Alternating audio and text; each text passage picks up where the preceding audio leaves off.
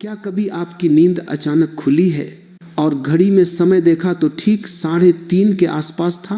कोई सपना नहीं, कोई डर नहीं, कोई आवाज नहीं, फिर भी नींद टूट गई।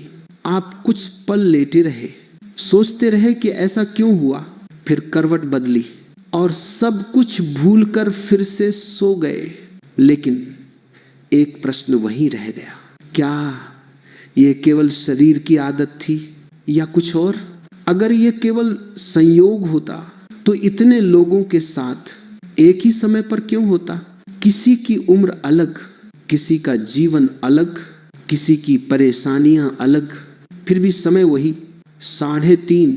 प्राचीन भारत में समय को केवल घड़ी नहीं माना गया, समय को एक अवस्था समझा गया। ऐसी अवस्था जहां मनुष्य का भीतर और बाहर सामान्य नहीं रहता। ग्रंथों में कहा गया कि रात का अंतिम भाग सबसे अस्थिर होता है। इस अस्थिरता का अर्थ डर नहीं है बल्कि ढील है। जिस प्रकार दिन में पत्थर को मोड़ना कठिन होता है और गर्मी में वही पत्थर कुछ नरम पड़ जाता है, उसी प्रकार रात के इस समय मनुष्य की भीतर बनी पुरानी पकड़ ढीली पड़ जाती है। इस समय न तो मन पूरी तरह सोता है और न ही पूरी तरह जागता है। यही कारण है कि इस समय अजीब विचार आते हैं, बीते जीवन की तस्वीरें उभरती हैं। कुछ लोग अचानक भारीपन महसूस करते हैं और कुछ लोगों को बिना कारण बेचैनी घेर लेती है। यह बेचैनी किसी अशुभ संकेत का चिन्ह नहीं बल्कि एक संकेत है कि भीतर कुछ हिल रहा है। साधारण समय में मनुष्य अपने पुराने ढर्रे पर चलता रहता है। जैसा सोचता आया है वैसा ही सोचता रहता है, जैसा डरता आया है वैसा ही डरता रहता है। लेकिन रात के इस समय वह ढर्रा कुछ ढीला हो जाता है।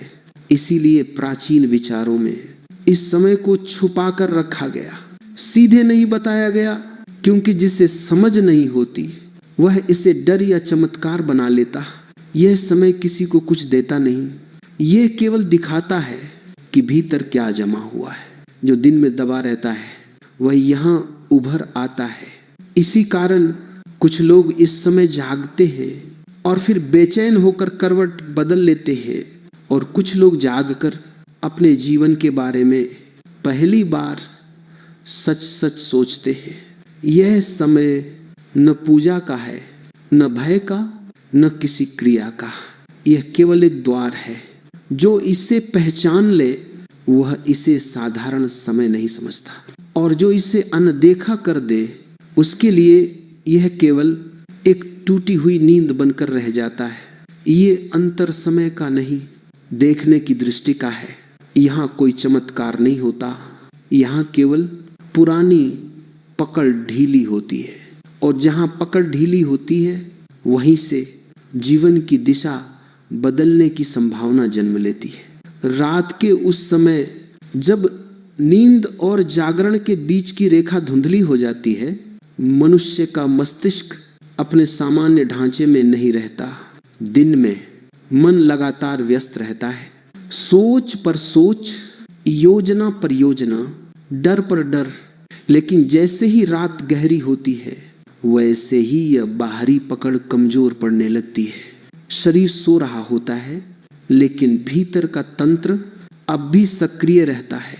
यही वह क्षण है जब मस्तिष्क अपने भीतर जमी पुरानी छवियों, पुरानी धारणाओं और पुराने अनुभवों को ऊपर लाने लगता है। इसीलिए कई लोगों को इस समय बचपन की बातें याद आती हैं, पुराने अपमान उभर आते हैं, और वे गलतियां भी जिन्हें वे दिन में भूलने का नाटक करते हैं।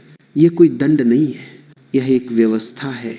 जिसे दिन में दबाया गया वह रात में रास्ता खोज लेता है। प्राचीन ज्ञान में कहा गया कि मनुष्य का जीवन जैसा दिखता है वास्तव में वैसा नहीं होता। उसके निर्णय, उसके डर, उसकी असफलताएं अक्सर वर्तमान से नहीं अतीत से चल रही होती है। दिन के समय ये सब मजबूत जंजीर की तरह बंधी रहती है, लेकिन रात के अंतिम भाग में ये जंजीर थोड़ी ढीली हो जाती है। इसी कारण कुछ लोग अचानक असहज महसूस करते हैं। उन्हें लगता है जैसे कुछ गलत होने वाला है, जबकि वास्तव में कुछ टूटने वाला होता है, टूटता है, पुराना ढर्रा। लेकिन चूंकि मनुष्य परिवर्तन से डरता है, वह इस संकेत को भी खतरे की तरह समझ लेता है। यहीं पर अधिकतर लोग गलती करते हैं। वे उठते हैं, पानी पीते हैं, घड़ी देखते हैं और फिर से उसी पुराने जीवन में सो जाने की कोशिश करते हैं। लेकिन यह समय सोने के लिए नहीं, देखने के लिए होता है। देखने के लिए कि भीतर क्या चल रहा है। इस समय मनुष्य के भीतर वह परत सक्रिय होती है जो पूरे जीवन को दिशा देती है।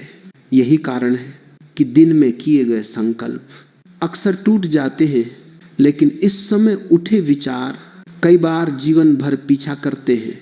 यह समय न कुछ सिखाता है, न कुछ करवाता है।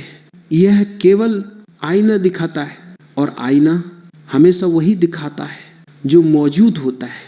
जो व्यक्ति इस आईने से भागता है वह दिन में भी खुद से भागता रहता है, और जो व्यक्ति इस क्षण में अपने भीतर उठी हलचल को देख लेता है, वो बिना कुछ किए बदलना शुरू कर देता है। यह बदलाव बाहर से नहीं आता, ये भीतर की पुरानी पकड़ के ढीले पड़ने से आता है। और यही कारण है कि यह समय साधारण नहीं माना गया। यह कोई रहस्य नहीं, यह एक स्वाभाविक प्रक्रिया है। बस फर्क इतना है कि कुछ लोग इसे समझते हैं और कुछ लोग इसे हर रात सोकर खो देते हैं। प्राचीन भारत में समय को कभी सीधी रेखा नहीं माना गया। यहाँ समय को लहरों की तरह देखा गया। कुछ लहरें शांत होती हैं, कुछ लहरें भारी होती हैं, और कुछ लहरें ऐसी होती हैं जो भीतर तक हिला देती हैं। रात का अंतिम भाग ऐसी ही एक लहर माना गया। इसी कारण इसे विशेष नाम दिया गया, लेकिन उसका अर्थ कभी पूजा या कर्मकांड नहीं था। उसका अर्थ था वह समय जब मनुष्य का भीतर अपने आप खुलने लगता है। ग्रंथों में शिव को केवल देवता के रूप में नहीं देखा गया, शिव को समय और परिवर्तन के प्रतीक के रूप में रखा गया। जहाँ कुछ भी स्थिर नहीं, जहाँ सब कुछ टूटता भी है और बनता भी है।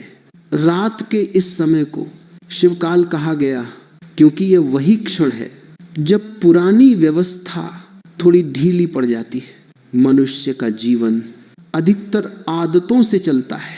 उठना, सोचना, डरना, भागना, समझौता करना, यह सब बिना सोचे अपने आप होता रहता है। लेकिन इस समय ये अपने आप चलने वाली व्यवस्था रुक जाती है। यही कारण है कि कई लोगों को इस समय अचानक अपने जीवन की सच्चाई दिखाई देती है। वे सोचते हैं, मैं ऐसा क्यों जी रहा हूँ, मैं ये सब क्यों सह रहा हूँ, मैं कब से खुद को टाल रहा हूँ। दिन में ये प्रश्न दबे रहते हैं क्योंकि बाहर की आवाजें बहुत तेज होती है, लेकिन रात के इस भाग में बाहर की आवाजें खामोश हो जाती हैं। तभी भीतर की आवाज सुनाई देने लगती है। इसीलिए प्राचीन ज्ञान में इस समय को छुपा कर रखा गया। सीधे इसलिए नहीं बताया गया क्योंकि जो व्यक्ति तैयार नहीं होता वह इस समय को डर या भ्रम बना लेता है, और जो व्यक्ति इस क्षण को समझ लेता है उसके भीतर कुछ टूटता है। ये टूटना हानि नहीं है, ये टूटना पुरानी पकड़ का ढीला होना है। शिव का अर्थ यही तो है, जो जड़ हो गया है उसे तोड़ देना, जो बेकार हो गया है उसे गिरा देना, और जो दबा हुआ है उसे ऊपर लाना। इस समय मनुष्य के भीतर वही प्रक्रिया चलती है। कोई चमत्कार नहीं, कोई संकेत नहीं, कोई आदेश नहीं, बस एक सीधी सच्चाई।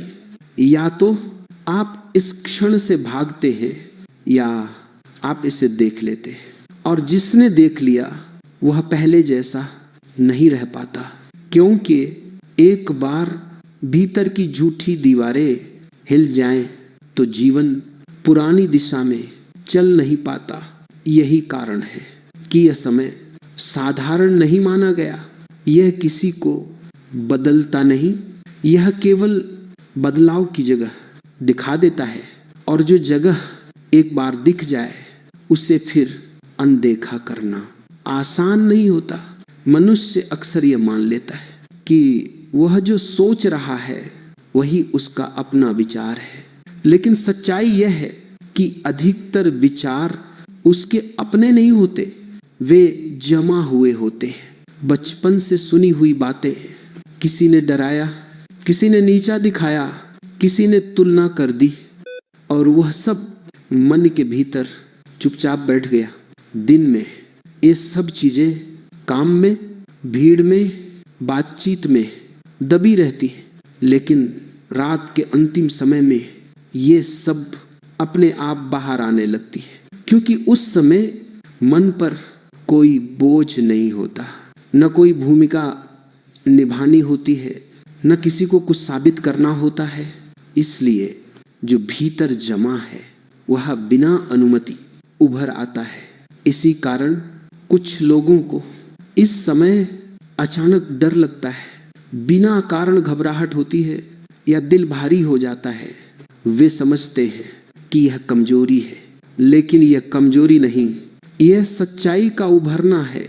दिन में मनुष्य अपने आप को मजबूत दिखाने में लगा रहता है, लेकिन इस समय नाटक गिर जाता है, और जब नाटक गिरता है तो असली स्थिति सामने आती है। यही कारण है कि इस समय कोई बहाना काम नहीं करता। आप चाहें तो खुद से झूठ बोल सकते हैं, लेकिन भीतर की परत झूठ स्वीकार नहीं करती। इसीलिए जो लोग पूरे दिन दूसरों को दोष देते हैं, वे इस समय खुद से सवाल करने लगते हैं, और ये सवाल किसी किताब से नहीं आते, किसी उपदेश से नहीं आते। ये सवाल भीतर से उठते हैं। मनुष्य इन्हीं सवालों से डरता है, क्योंकि सवाल आराम नहीं देते, सवाल नींद छीन लेते हैं। इसीलिए अधिकतर लोग इस समय फिर से सो जाने की कोशिश करते हैं। वे मोबाइल देखते हैं, वे ध्यान भटकाते हैं, वे किसी न किसी तरह इस क्षण से बचना चाहते हैं, लेकिन यह बचाव जीवन में भी चलता रहता है। जो व्यक्ति इस समय खुद से भागता है वह दिन में भी निर्णय से भागता है, वह टालता है, समझौता करता है, और फिर कहता है कि परिस्थितियां ऐसी थी। लेकिन सच ये है कि परिस्थितियां बाहर नहीं बनती, वे भीतर से तैयार होती हैं, और रात का यह समय भीतर की तैयारी दिखा देता है। यह समय कोई समाधान नहीं देता, कोई रास्ता नहीं बताता, यह केवल साफ साफ दिखा देता है कि जीवन कहाँ अटका हुआ है, और जहाँ अटकाव दिख जाए वहीं से बदलाव का बीज पड़ता है। यह बीज दिन में नहीं गिरता, यह शोर में नहीं गिरता, यह गिरता है इसी खामोश क्षण में। और यही कारण है कि यह समय इतना भारी लगता है, क्योंकि यह मनुष्य से उसका झूठ छीन लेता है। जब मनुष्य रात के इस समय जागता है तो उसके सामने दो ही रास्ते होते हैं। एक रास्ता है फिर से सो जाने का, और दूसरा रास्ता है उस क्षण में ठहरे रहने का। अधिकतर लोग पहला रास्ता चुनते हैं, क्योंकि दूसरा रास्ता असहज है, ठहरना कठिन है।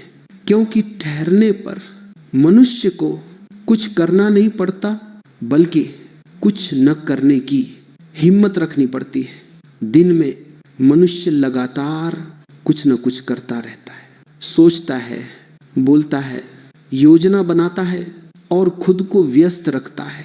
लेकिन इस समय ये सब अपने आप रुक जाता है, और जब ये रुकता है तो भीतर की गति दिखने लगती है। यही वह क्षण है जब मनुष्य अपने जीवन की पुरानी दिशा स्पष्ट रूप से देख पाता है। उससे यह समझ में आता है कि वह कहाँ बार बार एक ही गलती दोहरा रहा है, किससे वह डर रहा है, किससे वह भाग रहा है और किस समझौते को वह सच मान बैठा है। यह सब दिन में भी मौजूद रहता है, लेकिन दिन में मन इतना शोर करता है कि यह सुनाई नहीं देता।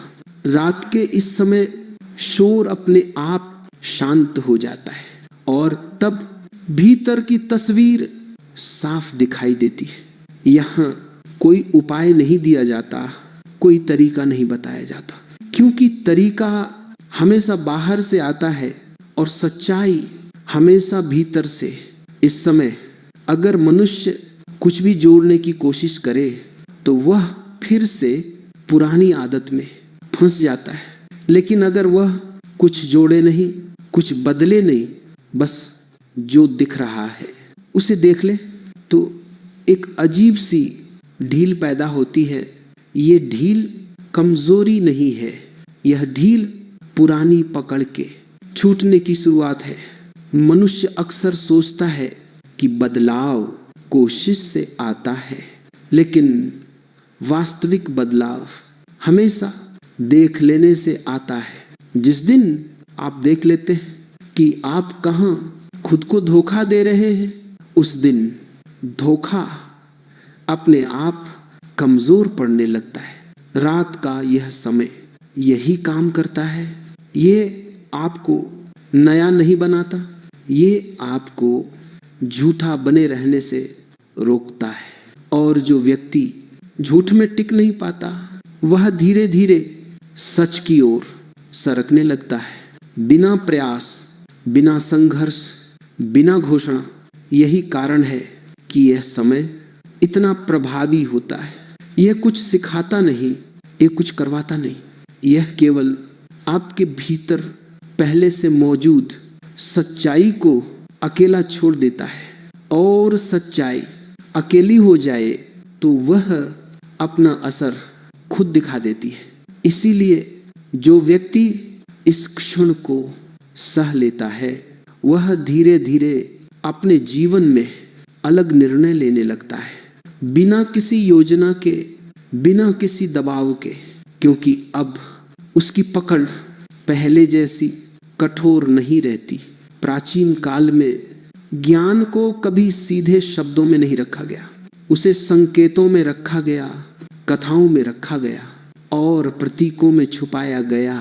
क्योंकि जो बात सीधे कह दी जाए वह अक्सर सिर्फ सुन ली जाती है, लेकिन जो बात संकेत बनकर आती है वह भीतर धीरे धीरे उतरती है। इसीलिए रात, अंतिम समय, शिव, काल, मौन, ये सब शब्द किसी क्रिया के आदेश नहीं थे, ये सब अवस्थाओं के संकेत थे। रात का अर्थ अंधकार नहीं था, रात का अर्थ था जब बाहरी दृश्य कमजोर पड़ जाए। अंतिम समय का अर्थ अंत नहीं था, अर्थ था पुराने ढांचे की ढील। शिव का अर्थ मूर्ति नहीं था, अर्थ था जो जड़ हो चुका है उसका गिरना। और काल का अर्थ डर नहीं था, अर्थ था परिवर्तन की गति। इन प्रतीकों का उपयोग इसलिए किया गया ताकि मनुष्य डर के कारण भाग न जाए। अगर सीधे कह दिया जाता कि एक समय ऐसा आता है जब तुम्हारी सारी झूठी धारणाएं ढीली पड़ जाती हैं, तो अधिकतर लोग उसे सह नहीं पाते। इसलिए उसे कथा बना दिया गया ताकि समझ धीरे धीरे पके। रात के इस समय मनुष्य के भीतर वही प्रतीक जीवित हो उठते हैं।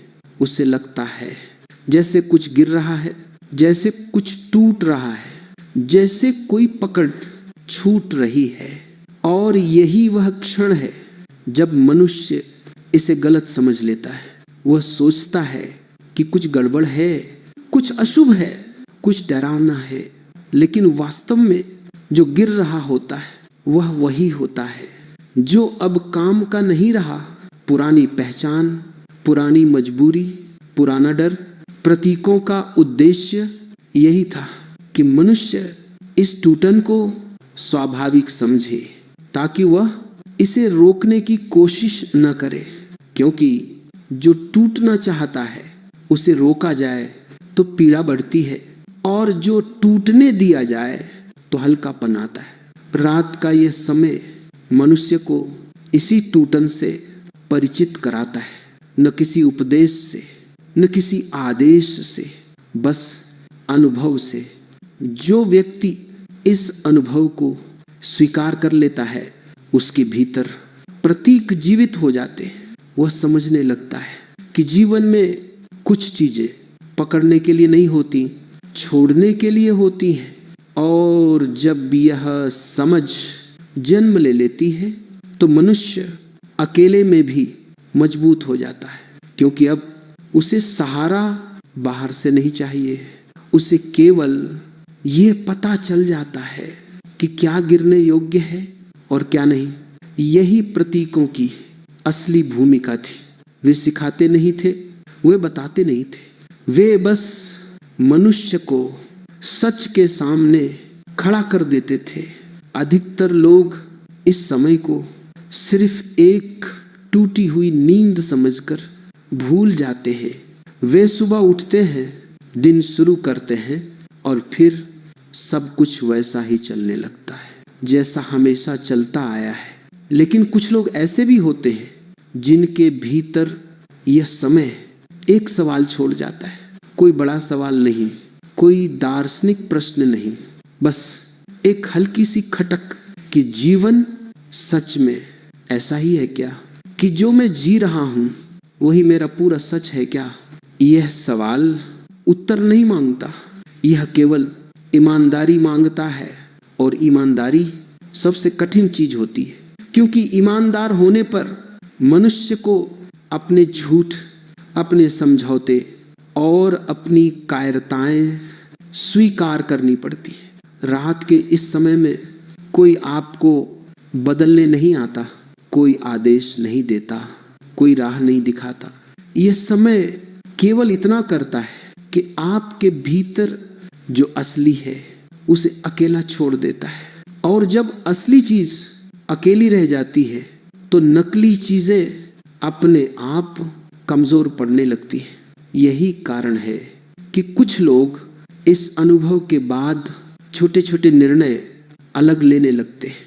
वे अचानक महान नहीं बन जाते, लेकिन वे कुछ बातों पर चुप नहीं रहते, कुछ जगहों पर समझौता नहीं करते, कुछ झूठ अब उन्हें भारी लगने लगते हैं, और कुछ डर अब उतने मजबूत नहीं रहते।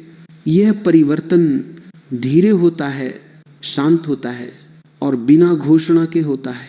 इसमें कोई दिखावा नहीं होता, कोई प्रदर्शन नहीं होता, बस जीवन की दिशा थोड़ी सी खिसक जाती है। और कई बार यही छोटी सी खिसकन पूरा रास्ता बदल देती है। रात का यह समय किसी को अलग नहीं बनाता, यह केवल यह साफ कर देता है कि आप कितने समय से अपने ही जीवन को टाल रहे थे। जो व्यक्ति इस साफ दिखाई देने को सह लेता है, वह फिर खुद से पूरी तरह झूठ नहीं बोल पाता, और जो खुद से झूठ नहीं बोल पाता उसका जीवन चुपचाप सही दिशा पकड़ लेता है। बिना संघर्ष, बिना प्रचार, बिना शोर। यही इस पूरे अनुभव का एकमात्र सत्य है। यह कोई रहस्य नहीं, कोई शक्ति नहीं, कोई विधि नहीं। यह बस एक ऐसा क्षण है जहां जीवन खुद से सामना करवा देता है, और जो इस सामना से भागता नहीं, वही धीरे धीरे वह बन जाता है जो वह भीतर से हमेशा था।